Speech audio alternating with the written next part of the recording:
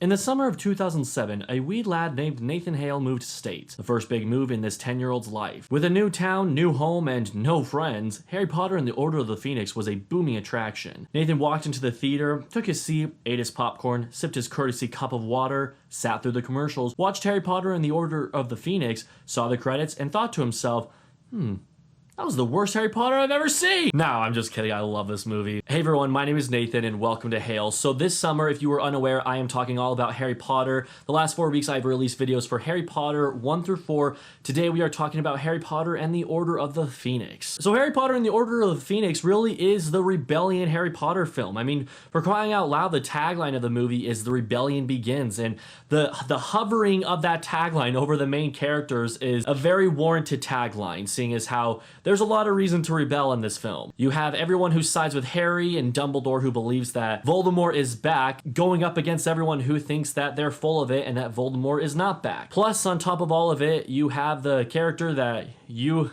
know her, you love her, Dolores Umbridge. It's her in the flesh. The thing about Dolores Umbridge is I know that we all hate her, but I love her because I hate her, if that makes any sense. She is so villainous that I can't help but just be impressed with how villainous she is. I love the way that she is written in the book, and I also love the performance given by Imelda Stanton. I don't think that there's a bad performance in any of the Harry Potter movies. The whole entire series, in my opinion, has great performances. So when I say that Imelda Stanton is one of my favorite performances as Umbridge, that is saying a lot. I really do think that she is incredible in this role. From her delivery of different lines, as well as her facial expressions, down to that annoying laugh that she does that makes you want to push her off a castle. This performance is nothing short of incredible. As I was preparing for this video, I actually read somewhere that Stephen King called Umbridge the best villain to be created since Hannibal Lecter from Silence of the Lambs. This is coming from the author of so many grotesque horror stories, and he is saying that Umbridge stands amongst basically the greatest villains of all time. I think that that's saying a lot right there. Now in the book, Umbridge rises to power slowly throughout the 800+ page duration of the story. However, in the movie, they're unable to include every single scene where Umbridge is rising to power, and so they had to re-strategize a little bit. And I love what they did with Umbridge in this movie. I felt like they were able to have her come across as the villainous person that she is from the book through uses of montages and decrees. And what I mean by that is rather than spend a long time on each scene that Umbridge disciplines a student, they do a montage where rather than showing long clips, it shows a short 20-second clip, and you know that she is rising in power and gaining jurisdiction and dictation, really, of Hogwarts. In the movie, we see her walking through the halls and separating students who are kissing, or as Harry Potter says, snogging. We also see her tuck students' shirts in, and then on top of that, we see a montage of her auditing different professors' teaching styles. I mean, this happens in the book, but it's spread across throughout the book, where Harry and Ron and Hermione go to Defense Against the Dark Arts, and they're like, oh, I guess Umbridge is auditing this class today. And then a week later, she's auditing Hagrid's class. It's kind of like that where it happens throughout the book, but I really just thought that it was a clever move to use montages rather than have several scenes that were separated from each other of her auditing the professors. We also see all the decrees that she releases for the school. I mean, in the book, I couldn't tell you how many decrees that she releases, but she makes several laws, of course, but in the movie, there are so many laws and decrees that she passes that there's not an empty space on the wall. It is just covered in different rules that the students must follow. This is going to be really cringy, but I feel like it's only necessary to wear my Umbridge pin the rest of this video.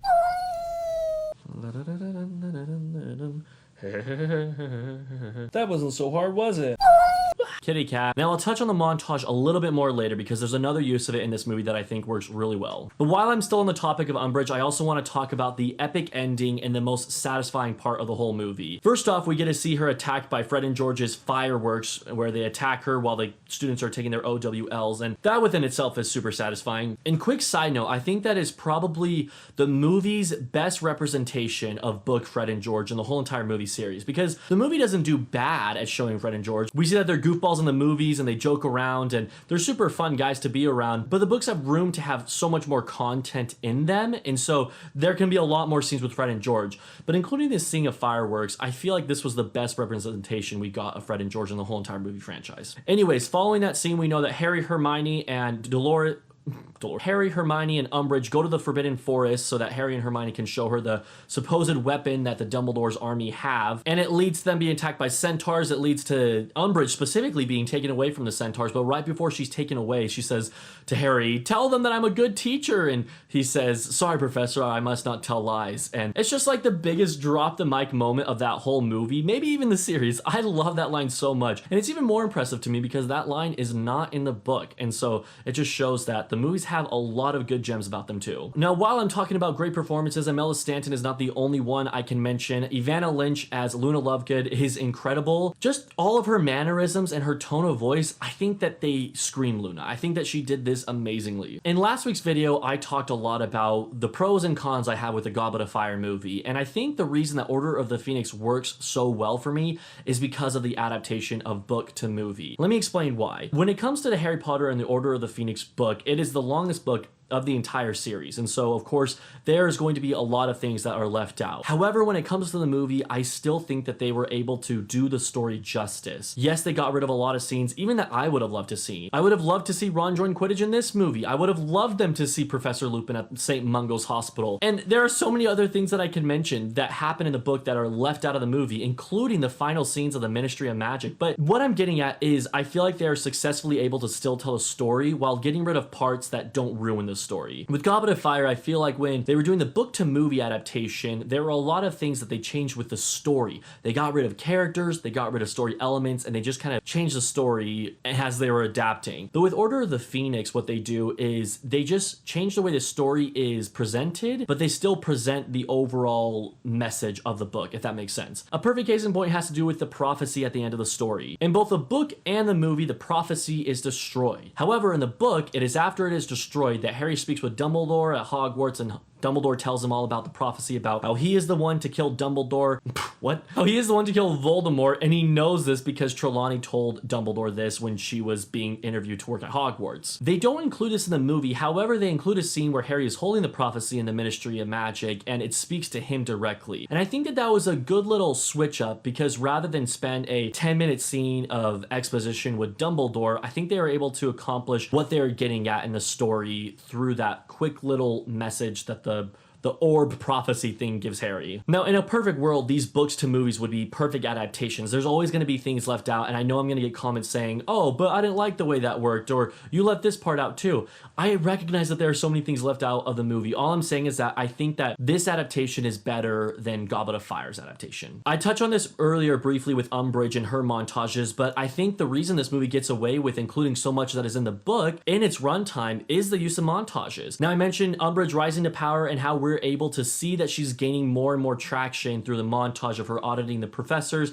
and releasing the rules. However, another perfect example of the use of montage in Order of the Phoenix is with the Dumbledore's army. We see this scene of them enlisting everyone, they sign up, and at that point the music starts, they look for a place to start practicing for the Dumbledore's army. You hear Hermione's great line, sort of exciting, isn't it? Breaking all the school rules. You see them find the room, you see them get practice from Harry, he's an amazing teacher, but it's nothing like the book where the practices are spread out amongst weeks. I mean, yes, they show two different scenes, I think, with practices, but for the most part, it's a montage of them practicing. You also get funny clips of them trying to escape the room of requirement without being noticed by Filch, and I think that's really funny too. But I think that for what it's trying to accomplish in Dumbledore's army, and with the runtime it's been given, it's a perfect way to present Dumbledore's army. One scene I love particularly with Dumbledore's army is the scene of them and their Patronuses. I don't know what it is, but seeing the Patronuses on the screen, it's just so satisfying to me. You see Ginny's horse, you see Ron's, I think it's a Russell Terrier, you see Hermione's otter, and you see Luna's hare.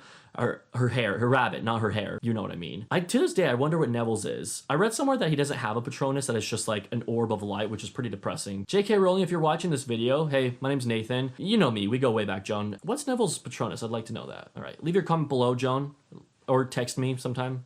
Just let me know. You know my number. Now, something that works so well for me in Order of the Phoenix is the score that accompanies each of these scenes. I've mentioned a lot of my favorite scenes, but part of the reason I love the scenes so much is because of the music that is involved with those scenes. This might be bold to say, but I think that Order of the Phoenix might be my favorite soundtrack of the whole entire Harry Potter series. My favorite tracks personally include Fireworks, Umbridge, the Room of Requirement, and Dumbledore's army. Each of the times that this music plays, something exciting is happening in the movie, and I just think that it matches perfectly for the scene that we're seeing. Also, when I visited Wizarding World of Harry Potter recently, I noticed that Order of the Phoenix was a track that they played a lot while there. It's just a fitting Harry Potter soundtrack. It just sounds like Harry Potter so well. I know that sounds dumb, because obviously it's a Harry Potter movie, but I just associate this soundtrack with Harry Potter so much. Now, a few quick things that I would like to just briefly touch on. Sirius Black's death, it is very well done. It's very sad. I love how moments before he dies, he calls Harry James. Very emotional. I haven't even mentioned Helena Bonham Carter as Bellatrix. She's introduced in this movie, and she also gives an amazing performance, but let's be honest, when hasn't she given a good performance? And then obviously Dumbledore versus Voldemort is one of the best wand duels of the whole entire series, maybe even the best? I don't know. Either that or when Voldemort and Harry duel in the last movie. But anyways, this duel is absolutely amazing. It's very well done. It's different than the book a little bit, but for the most part, they get everything right. Harry Potter and the Order of the Phoenix, to me, is one of the most underrated Harry Potter films. I feel like it gets forgotten because we have the great third movie, and then we have the great last movie. It's like the middle child of the Harry Potter franchise. I love it so much. I think that it works so well, and it's always been one of my favorites. Yeah, that's all I prepared in my little Harry Potter key book, so I'm gonna go ahead and wrap this video up. Thank you guys so much for watching. As always, leave your thoughts on Harry Potter and the Order of the Phoenix, what you think of this movie. You're not gonna wanna miss next week's video. I have an exciting story to tell about an experience I had with Harry Potter and the Half-Blood Prince, so stay tuned for that. I will see you guys next week.